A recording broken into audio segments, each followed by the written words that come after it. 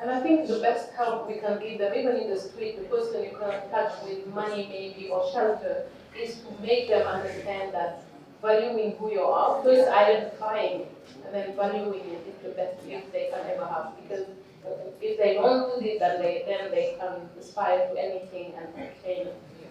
So you have been saying that you were empowering women when you started Carmel and Woodshire, and then you were having many of your interns being women. That's really very contrary to the belief that women always try to break down other women, never support each other, and are always like jealous of each other. Is that something that both of you have experienced, either personally or like observing it in the society? Yes, I think it's a truth and it's also a myth. I think women support each other more than we hear about it. Sorry. Yeah. Yeah, someone's talking. The noise is too much. It's distracting us. Tell people if the staff can please help us with. So yes, I do think women, we support each other more than we talk about it. And I do believe also that's another stereotype that was made by some man somewhere and somewhere to just, keep us from supporting each other. Because one of the things I realized, when women unite, like the fire that we bring to the table, they cannot deal with it. So, I'm also a member of Power Women 232. As small as we are, when we're saying and we're focused and we say this is what we want to do, we go out there and do it, and then you hear, oh, why are you guys trying to be this and that and do this? But if women don't support each other, where would we be today? One of the reasons why I started Women Mean Business was I wanted to see more women financially stable. You talk about Africa growing and Africa developing, but Africa cannot develop if the majority of its constituents are not financially powerful. Yeah. So how can women become financially powerful? We have a lot of women who are doing business, who are doing trading, or whatever the case may be. How can whatever they're doing, how can that money become something that they can own, and it can also make them economically stable? So that was one of the reasons I really wanted to focus. And even with starting Women Mean Business, everyone was like, oh, it should be a charity, you should do this. I said, no, we want to be powerful, financially economic women. And that's what I want to see. That's my vision, to see Africa grow and Africa change, because the woman's financial economic status has changed over the years. So I do think we support each other. And of course, there's always a couple of bad apples out the bunch. That's inevitable. And it's, when we talk about women, if whoever has been in organizations that are women-based organizations, there are pettiness that comes with that as well. But there are also great things that come along with it. So it's understanding what the vision is and where you want to go and how can we bring others along with us. By the way, she's the one who makes all our visuals. She makes our flyers, our Instagram things, our patterns. And now everybody's asking me, who's doing your flyers? And this time I was like, it's the woman on the left. And here is the one, and she does such a great job. It's something to really commend you for, and I hope it will inspire so many women to do the same, to pursue their own dreams and to be able to make difference within the setting that they are in. You can add your voice, please, to that. But I also wanted you to go with the question that deals with, the saying that always goes like, behind any successful man, there is a woman. And I do think that the contrary is also true. Yeah, I think it works both. Yeah. So behind any successful woman, there is also a man. Yeah. So if you both can share with us how supportive men in your lives have been, or even how supportive men should be to women in their lives. Yeah. Well, not everyone has a man. Yeah. That's behind them. But I would say that I do have a very supportive partner. We've been together for 7 years, and I think throughout that period, we have both grown. I think he has grown through what values that I have brought to the relationship, and that's gone both ways as well. I also think that we both have strengths and weaknesses. And obviously, we play on those.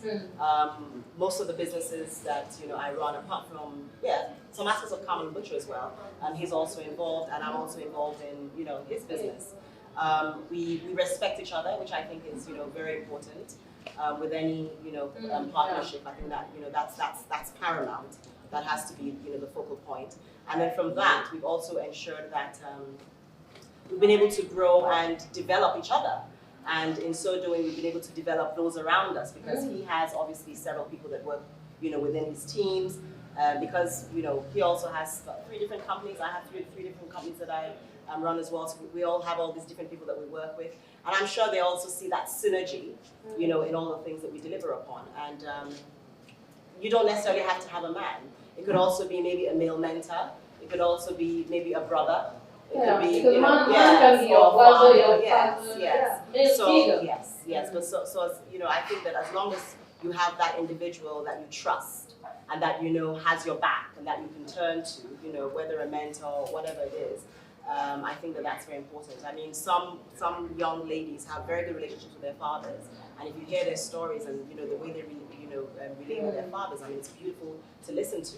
I mean, I don't have that kind of relationship with my father, and I guess that's why I lean on my partner a lot more. And if I didn't have a partner, I'm sure I'll find someone. It could even be a female who is just as strong, you know. So I don't necessarily think that, you know.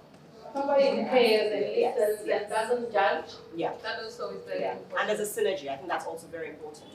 You know, that there has to be that compatibility. Chemistry. Yeah. And if you don't have it, then no.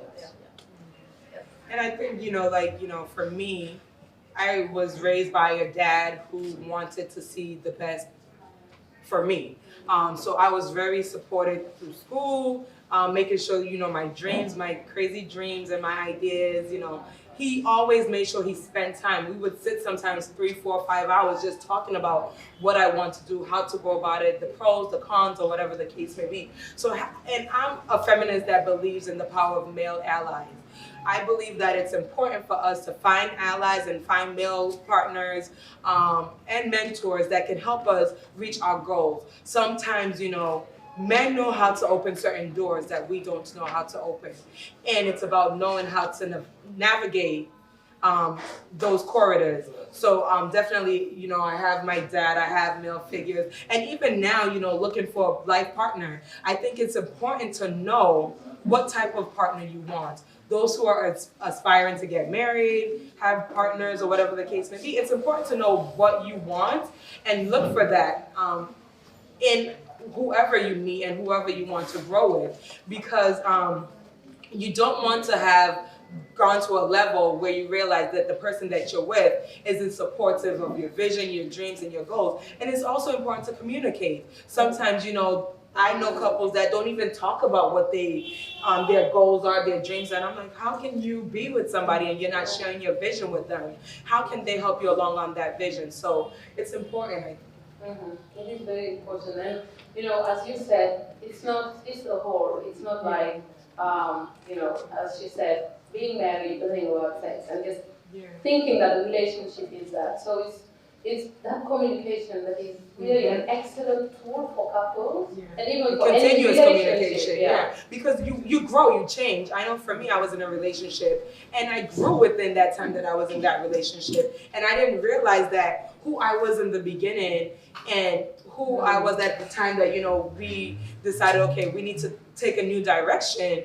I had grown so much and I had changed so much that I didn't realize that I'm still growing. And that's when you go back to reflecting and going back to who you think you are or what you want to be, and making sure that you bring whoever your partner is along with you. So you can't tell somebody you meet today, okay, this is what I want to be, because tomorrow it might change, but continue that conversation, continue communicating. Yes, this is not working. What do you think? Get advice and be open and honest. You know, I think that's what we need to do more. As you know, Sierra Leoneans, just be all open and be honest with each other. So well, it's a give and take relationship, and it's not only. And I know it's very hard as a woman to just be the person who's giving and not receiving, and that drains you so much. And at the end of the day, you were just like, what am I considered to be in this relationship? So if you don't grow, if you don't develop, and if you don't feel like, you know, it's the person is complimenting you, then it's very difficult. Yeah. So I would like us to tackle the issue of, let's say, financial independence and women. So how important is it for women to embark into either an entrepreneurial or professional journey that will at least, give them not only the professional independence, but also the sense of fulfillment and of being of service that they need? So I have to ask a question. So are you focusing on entrepreneurship or professional? Well, I mean, like either the woman who wants to be an entrepreneur, owning their own businesses, or just climbing having the social ladder, the career path. Yeah. So for me, I would say I started, as a professional, and throughout that journey, I realized that it was okay. I mean, I didn't think I wanted to even, run my own business till I moved back here, and the financial independence that I got from that, yes, it was rewarding, and at the same time, I am very old school, so I also like the fact that I can be looked after, or I also like the fact that someone can look after me. But then it doesn't necessarily mean that if I'd like to get myself a lovely pair of shoes, I can't. So I think, for me, there's that peace of mind knowing that, yes, I'm making and earning my own money. And then the thing is, even if you're a housewife and you aren't, I would suggest, find something to do. Where, it doesn't matter how much it is, but there is that sense of gratification you do get from the fact that you're making, your own income, or you're generating your own income somehow. And I think that even, back in the days, grandmothers or great-grandmothers, well, not from not just personal, not from my father's side, because they were actually very strong independent women. I mean, my great-grandmother had her own hotel in Liberia, she had one here, and my grandmother, she had her, business. She was a seamstress, and she worked for the embassies and sewed things for them as well. Well, she had lots of clients. So, I grew up seeing that. But on my mother's side, I do know that my great-grandmother, she used to sell vegetables. And that was actually one of the reasons why my grandmother decided, okay, once because my parents had me when we were very young, that I wouldn't live with them, because obviously, they had a different way of thinking. That's my paternal grandmother. They had a, very modern way of thinking. And, but then in all of that, she was also a chief as well. And in her community, you could also see that she was, very revered and respected. And despite the fact that she had a husband who brought something to the table, she also had what she did, and she also had an income. The struggle. Yeah. So that's super cool. I really like having those figures that can inspire you and also show you that being a woman doesn't just mean to be yes, holding a family, which is such a great task, a great responsibility, because sometimes we shy away from the fact of saying, I am a housewife. But that's the greatest job, but sometimes less rewarding, but more time-consuming job that you can have. So yeah, so it's valuing that, but also at the same time maybe being able to at least, as you said, buy yourself a pair of shoes. But I also have seen many women staying in marriages that are really abusive. And when you ask them why, they just tell you, I cannot go back home and be a burden to my family. Because they don't have any, resources, any income that they can depend on, which is such a pity. So Adwa, you being a queen of branding women-owned businesses, I just would like you to please help us crack the code of branding, so to know what we need to take into consideration when we are, developing those businesses. So, for those who are entrepreneurs, entrepreneurship is not an easy journey. You have to be passionate, you have to love what you're doing, and you have to want to see growth.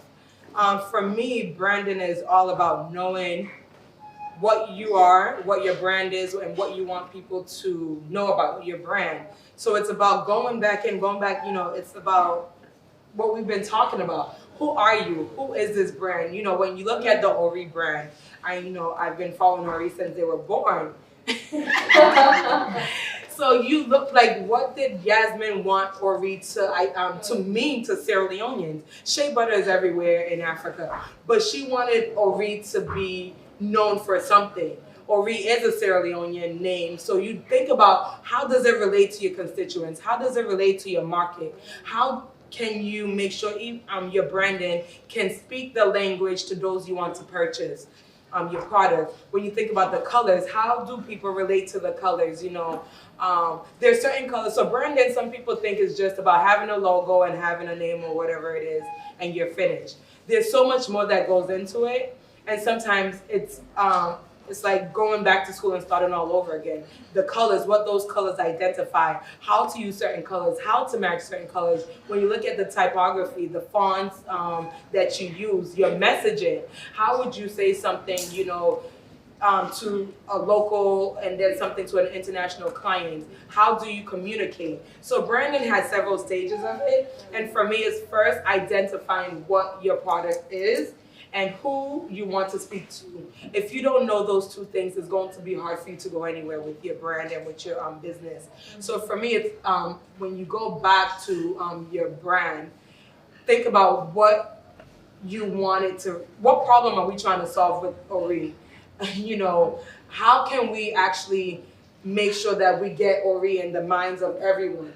And it's consistency, it's time, it's work in progress. I used to work with Mieta with Elixir, and for us, we're very innovative people. We want new things. We want to change the whole aspects of marketing and media communications. So we were always thinking, how can you be creative? What's the new innovation that we can tap into? How can we do something different? So it's learning, and that's why I say life is lifelong.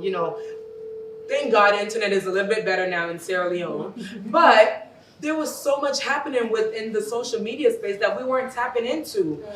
Twitter was like gone, and we're still here on Facebook, and I'm like, man. And I remember there was a year, I think the mobile companies started doing the Facebook, Twitter, and Instagram.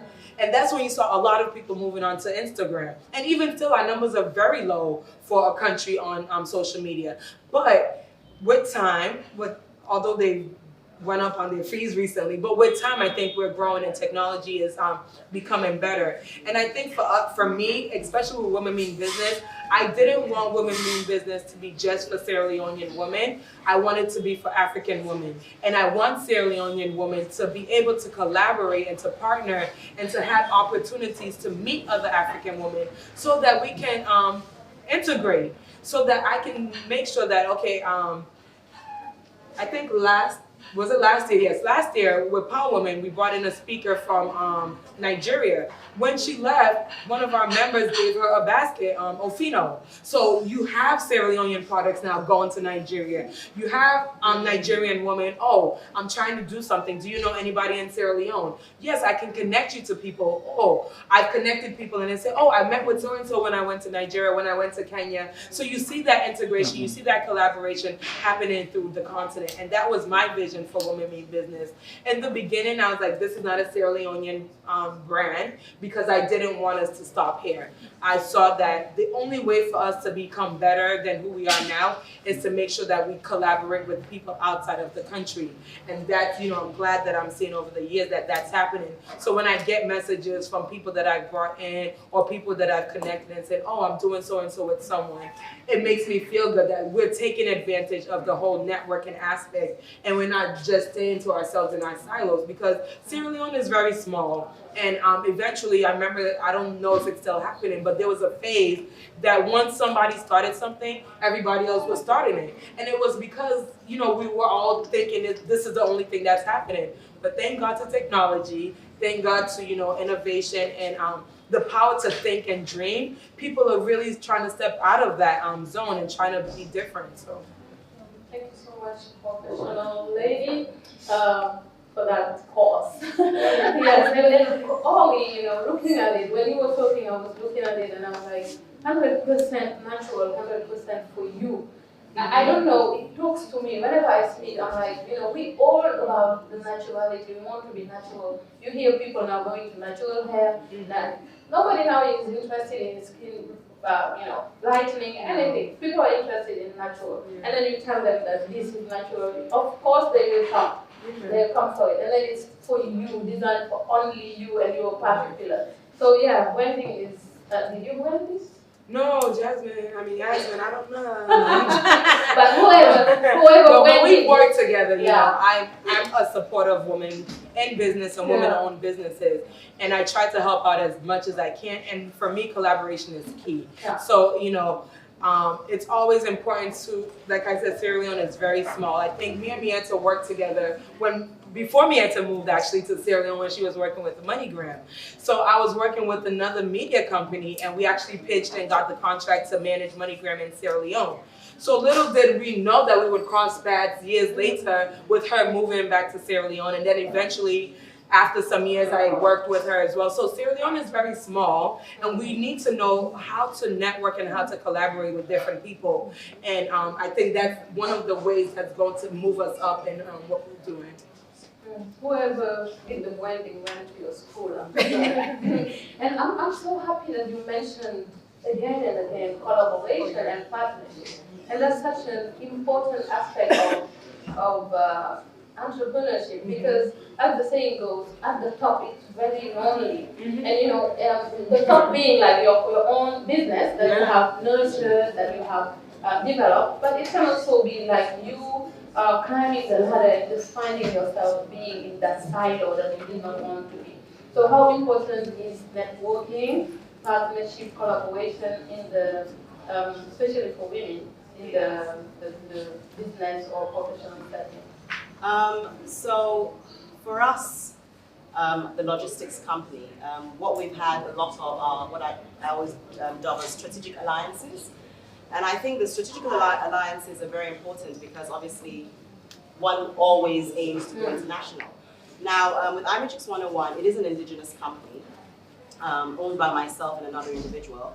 And what we've done, what I've done, because the other individual really isn't involved in any way, shape or form, but what I've done over the years is ensure that one word that Adjura uses well is consistency. So ensuring that the brand has remained consistent throughout the years. So whether there's rain, whether it's sunshine, you constantly ensure that there's that consistency. So consistency in your messaging, consistency in your positioning, and consistency in your brand as a whole. And yes, and in your values as well. And in doing that, I think that's also helped us a lot because we then decided when we were going through a really rough patch to create strategic alliances externally. So we realized that because what the profession in which, that circle in which we were, it's such a saturated market. And like Adjura says, once somebody starts something, everybody else is doing the same. So imagine you have over 200 clearing and forwarding agents in Sierra Leone. How are you going to get the business? So one thing that we've realized is that for every business that we've received, it hasn't been gotten locally. I haven't pitched for any business. All the business that I've received has been from my international partnerships. So we're part of a body wherein we have partners all over the globe. So if you want something from Timbuktu, we have someone that can do the procurement, do the freight forwarding, and we do the clearing and the delivery. So we try and offer an end-to-end service and ensure that we do that full turnkey deliverable, which most clients want because nobody wants the headache of wondering where their cargo is. So I think the fact that we've also been able to build ourselves, yes, we are indigenous, which we take great pride in, but we've also tried to build ourselves as an international company. So if you look at our messaging, everything that we do, it tends to have an international, flair to it, which is very important. I mean, because a lot of people, when they're looking for brands, it has to be a trusted brand. So I think there's no doubt about it. Collaboration and having those strategic alliances are very important. I mean, with Adjura as well, what she said, we have worked, together, quite often, and there has been that great synergy.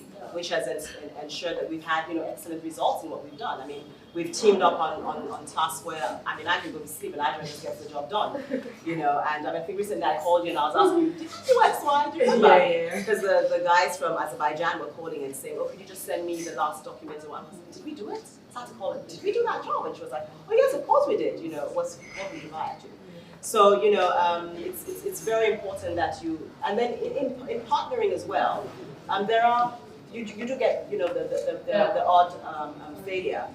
I mean, last year as well, we partnered with an Indian company, that we sourced all the way in India, and they just, turned out to be a total, they stabbed us in the back.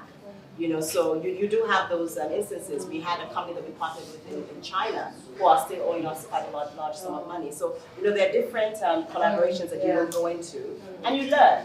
Because with every mistake, I mean, now with all my partners, it's a case of, I'm sorry, but you need to pay me in advance before I even touch your job. Or, if we're going to do this, there needs to be some kind of collateral, so... And to just add to what Mia is saying, I think sometimes, especially for entrepreneurs and business people, we want to do it because we're so passionate about it and we forget about the protocols and the processes. Contracts, agreements, those are so important. And no, but we had a contract, by the way. No, I'm talking like from experience how, we've been bitten in the butt before because we just wanted to get this job and do it. And because we didn't go through dot the I's and cross the T's, it affected us and our businesses in the past. So as entrepreneurs, as business people, you have to think about making sure you do it and do it the right way. Don't take the easy road because eventually it can come back against you. And there are a lot of people out there that are looking for those opportunities to manipulate, especially small businesses. So you have to make sure that you're on top of your game. Yours. You know what? When I go up, I want to be like that. Yes, like really, it's not only the hypes and everything. It's about the depth of analysis, but also like knowing what you want and shooting that high. Like even if you don't reach it, at least you reach somewhere close to that. But still having that aspiration as a woman, and at the same time, being rooted into your own beliefs, either religious or ingrained cultural beliefs, to just like stand on that or to operate from that authentic standpoint. And that's what I think we miss now. It's just like the facade. Yeah. People are like this, and I'm trying to be like that. No authenticity, no true nature, and that's what I really admire about you guys. And I do my decade vision and trying to be like you guys, even though emulating people. Right? Anyways, but that's like something that really inspired me. And also, you talked about something that really, I related to. It's about the diaspora.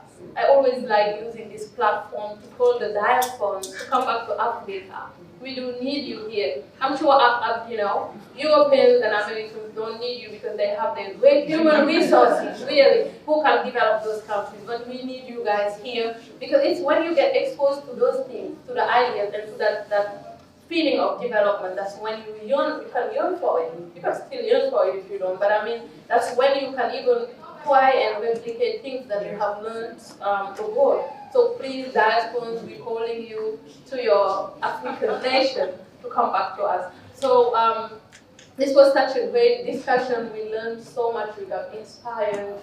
And as women, I'm sure we are going out of this discussion being very well equipped and ready to brave the challenges and at the same time make things happen and develop this continent. So thank you so much. I would like to give the floor now to Regina for the question and answer session. So, my question is, if you are to go back to your teenager self, what will you tell her to be a greater woman in the future, to inspire other women? That's my question. Hello everyone, and I think as part of raising and putting the ideas together, I think one of the problems we face as you can get me? I think the mic is not working. You're close by, can you just Okay. I was saying part of putting the entrepreneurial and business idea together, I think one problem we face as youth is getting the resources. So, given your experiences and how do you think girls, although I can benefit from this, why do you think girls can find ways to raise funds, capital to start their businesses? Thank you, Ignition Hour, for creating this platform. I'm really honored to be in the space of this two dynamic ladies sharing their diverse backgrounds. One question that I wanted to ask, and Beata touched a little bit on it, is about sexual harassment. The reason why I'm bringing this up, just like Ajar, I moved from the States and I'm currently working here in Sierra Leone, and that's something that I've seen that's very explicit in the workplace. And as a young college graduate, getting into the workplace, what would be one of your advice you would give in terms of that, dealing with sexual harassment in the workplace here and finding your own way as a woman, starting your career? What's one thing that a young college student can think about when entering the workplace when it comes to that? Okay, I saw on a business consultant WhatsApp status about doing one thing at a time. But actually, I just had this organization and I'm in for it to say, college, school, home, balancing these should I drop one and try to succeed in one, or can I do all of these together? Excuse me, so just quickly, there is something about handling critics, or how do you handle critics? I'm not sure it was probably maybe highlighted in the conversation. So that's one question I was asked as well. Then also, how can you just leverage the recent technologies into your businesses? So I think those two are also quite important as well. And even though we did not give you guys a chance to ask yourselves, but and also we did not voice out all the questions because of time. But you can also catch the speakers after the event if you're fast enough, because I'm sure there are lots of us who want to talk to them later. But thank you for understanding. Yes, I think, one thing I would probably tell my teenage self is conquer your fears. As much as I was confident and bold growing up, I was still very fearful, especially, when it came to asking my parents to do certain things. So I think it was, I would tell myself to conquer my fears and go for it more. So if I were to, go back to my teenage self, that's, one of the things I would tell her. Resources for business, I think, so you can start a business with as little as 50,000 and as much as 500,000. It depends on what your business is and what you want to do. My first business, I took money from, I was working at the time, so I took money from my savings and put it into that business, and even, still continue to balance working and putting my money into my business. However, there are also lots of opportunities that I think for us as Sierra Leoneans, we don't take as much advantage of. Tony Elimanu has this entrepreneurship application process going through right now, and I know they're looking for more Sierra Leoneans to apply. So look, and the good thing is technology. Google is there. There's so many opportunities for entrepreneurs right now. It's a matter of really knowing that you want to do it and taking the time to apply. Some of the processes are difficult, but find somebody who you can ask to help you apply for it. I wouldn't recommend if you're a small business and you're starting to take a loan because our interest rates are ridiculously high in Sierra Leone. But talk to your family. Even before you talk to your family and your friends, get your business idea or a business plan together. It doesn't have to be the 500-page business plan. Even do a simple PowerPoint presentation of your business idea, your value, how you think you're going to make the money or whatever the case may be, and present it to your family and friends and see how that can work. But there's so many different things happening right now in the ecosystem that, when it comes to resources, if you're looking for financial resources that you can take advantage of.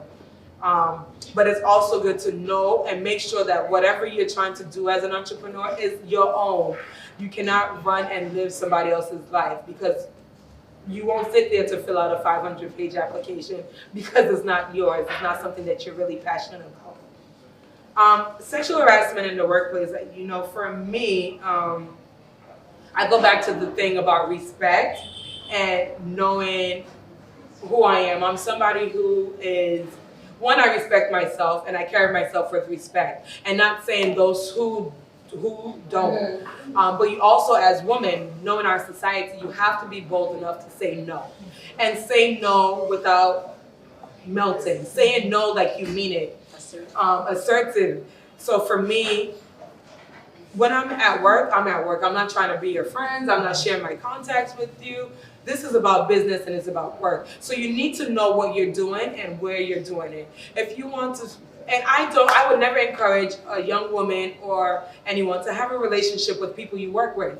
That line between your professional life and your relationship should be divided. I know it happens, but you have to be professional, because we're in a society where men take advantage of the fact simply because you are a woman. So you need to know how to say no and call people out. I'm not afraid to call people out and say, you know, so and so. Sometimes, you know, I'm a little bit more of a risk taker. I've had to leave jobs. I've had to say no to contracts just because I'm not going to jeopardize who I am as an individual. Remember, I said my name is very important, because tomorrow they're not going to talk about the minister who might have taken advantage. They're going to talk about you. So you need to make sure you stand up for yourself if nobody else is going to. And the last one is, how do you, actually, 3 more. How do you balance? So I think it's about knowing who you are as an individual. For me, I'm a multitasker, and I prioritize, and I have like to-do lists and also time management, you know, something that I've picked up over the years. So if you're not somebody who can multitask, I wouldn't say take on many projects. If you are, learn how to prioritize what you need to do. And you need to know who you are and how you are able to balance those things. Some people want to do everything and they just can't. So know who you are and how you're able to manage time and manage what your tasks are. And we also handle, like, talk about handling critics, because that's something that, like, you know, just melting down because people criticize you. So naysayers will always be around us. So I'm a believer in constructive criticism. If you're not giving me feedback to develop and be a better person, then I don't really pay attention to it. I know some people, you know, everyone is different, but for me, I think constructive criticism, whether it's in the work, whether it's in your business, it helps you become better and bigger than who you are. When Mieta and I worked together, and I get very protective and sensitive at times, but I had to learn how to listen and say, this is to make sure that I am a better person. And I appreciate that somebody, because you don't get it all the time. And I know for the longest time in Sierra Leone, oh, you're doing great, you're doing great. I can't be doing that great. Somebody tell me, where am I weak, so that I can make sure that I am better. And you know, our society is easy to fool us. So you have to make sure that you have somebody who can, you know, criticize you and help you grow. And that's why mentorship is very important. Having a mentor, instead of just not only mentoring, but making sure you have a mentor that you can go to and say, you know, I think this is what's happening. Everyone is saying, but what do you think? What are areas that you think I can grow in?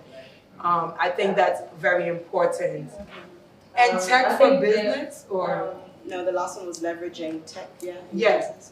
So tech for business, I think, is the way that we have to go. We're in an ever-changing world and an ever-changing society. And until we're able, like I said, right now, we're still behind in Sierra Leone because of our infrastructure. So I definitely believe in the power of technology when it comes to business, and understanding how to use tech for business as well. We have social media right now. Everybody's on WhatsApp, Facebook, Instagram, Twitter, LinkedIn, whatever. Are you really using it to develop your brand and your business? If not, you need to go back and think about how, and learn how to do it as well. I'm a believer, everyone is different in how they use tech for business, but I have my own strategies and the way that I work with it. For me and for my business. So you really need to know where you want your business to go and how you want to use it. I always tell somebody, like, especially if you're a product-based business, Don't post every day and share information about your product every day if you do not have the capacity to provide. Because the amount of time that you share, people may want your products. And if you don't have the products, then it's a waste. Yes, you'll turn people away from it. And you have to understand the message and understand how people take in messages. Some people get tired of getting 50,000 messages through 10,000 WhatsApp groups together. So you need to be very strategic in your messaging and how you use tech for business. Thank you so much. Ignish on our team, have you heard that? We learned that, yeah. So I don't know if you were talking to us or you yes. So would you like teenage self. Sorry, thanks. What would I say to my teenage self? I think growing up I was very uptight, too uptight. So I'd say relax, be a teenager. I think also the fact that I was the eldest of several siblings didn't help either, because as a teenager I was looking after two of my little sisters, so basically I was their mother. So I would say relax, have a lot more fun, enjoy yourself, be a teenager. Don't get distracted. I mean, nowadays, teenagers are not teenagers. I mean, with my son, he's a teen, he's 13. And sometimes when he talks to me, it's like he's going on 20. But then I also realized that because we're also open to so much in terms of social media and the internet, kids have grown, a lot faster than we did. So even with him, I tend to do things when I'm in Nigeria, because it's a boarding school. I tend to do things with him that teenagers do. So of course, as you know nowadays, most teenagers on their PlayStation. But I try and take him out, so at least he enjoys, he appreciates the outdoors. Yes, growing up, we did a lot of outside activities, which was good. But then at the same time, there was always that thing, I have to go home early, or I can't do this, or so for me, I'd say enjoy your life, and enjoy your teens. In terms of Resources. Okay, resources. How can girls access resources? Yes, I would also support what Ajara said. There are a lot of grants out there. I mean, the US Embassy has grants, the Irish Embassy has grants. Most of these embassies have grants. Go out there and ask questions. Yes, do a lot of research, and that too is online and offline as well, one-to-one. Attend a lot of events. Sometimes you attend events and you bump into people that could be of help, or whatever it is that you have to offer. Suddenly there's a light bulb moment, and you suddenly realize that, actually I could actually approach this individual with this idea. And hey presto, next thing you know have a business that's going. So yes, I'd say network more, do a lot of research, online, offline, ask questions, read books, because I think that within books you get. I mean, for me, working as well, I read a lot of books, and a lot of ideas and some of the innovative things that I came up with came from the books that I read. Because remember, then we didn't have social media at our fingertips. So you have it out there, you have everything out there. I know it sounds like it's difficult, but then again, sometimes when you're starting something, you don't need a lot of money. And then also it's negotiating. These are the things that also help your negotiating skills. If someone comes to you and says, no, this will be $1 million, for you to start this, negotiate. See, clever ways in which you can actually come up with ideas. I mean, in marketing, we always say there are clever ways to marketing. So if you don't have a big budget, that's when you start thinking. That's when you become innovative. Yeah, so that's what I would say in terms of resources. Sexual harassment, yes, I stated my story about the CEO who kept calling me into his office. Yes, nothing happened. But then again, recently as well, we went on a conference to Dubai where we had various CEOs representing various companies in Africa. And I think there were only 3 women out of close to 15 men. And you could actually see the lewd advances for most of them. I mean, I got text messages, someone say, what room are you in? Do you understand? But then with everything, I would say, handle it with grace. There's this way you would actually talk to someone or respond to them when they'll say, oh, okay, no. They will actually get embarrassed. So you're not going to be rude. but be very graceful in your responses. I know that for some, it's not the same for a lot of people. Some people actually can get physically assaulted.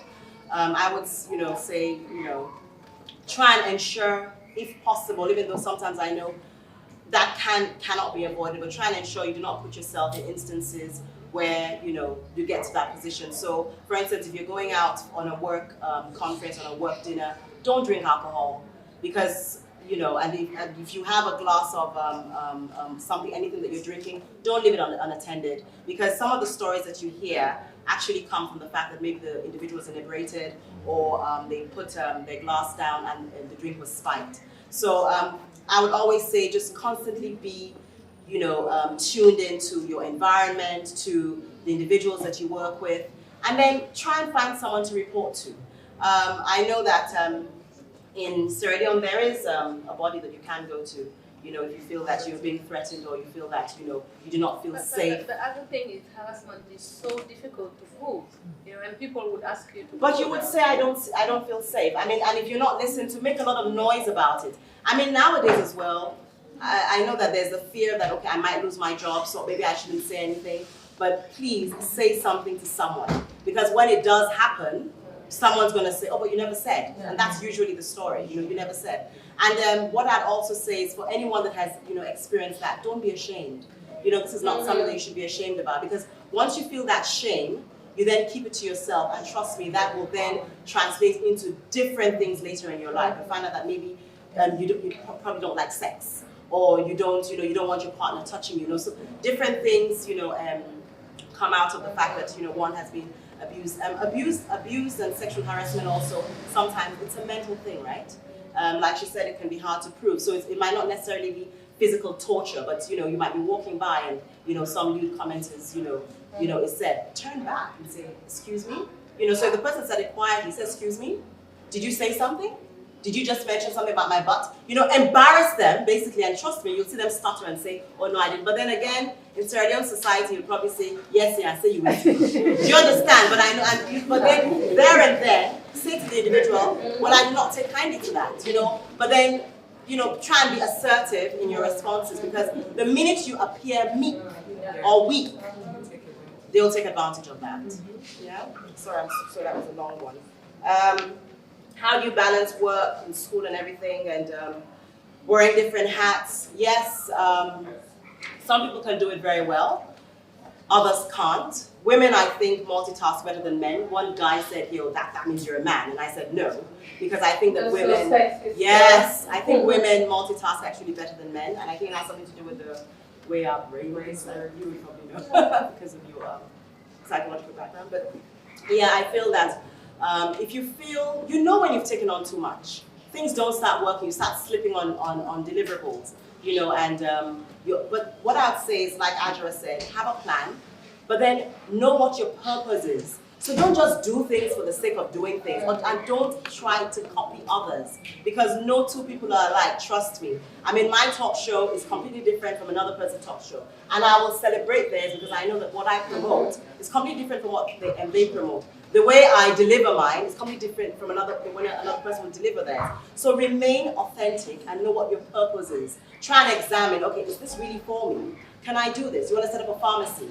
Do I know anything about pharmaceuticals? Am I going to put someone in there that's going to basically just take me to the cleaners? So if I don't understand this, then why am I doing it? Is it because a friend of mine is doing that? So say videography, for instance. Everybody wants to be a songer. Why try and be a songer if you can be somebody different? Or try and do yours a little bit differently. Don't try to copy other people. Try and own your own, be your own person. So that's what I'd say. And if you see that, you're taking on too much, let some go.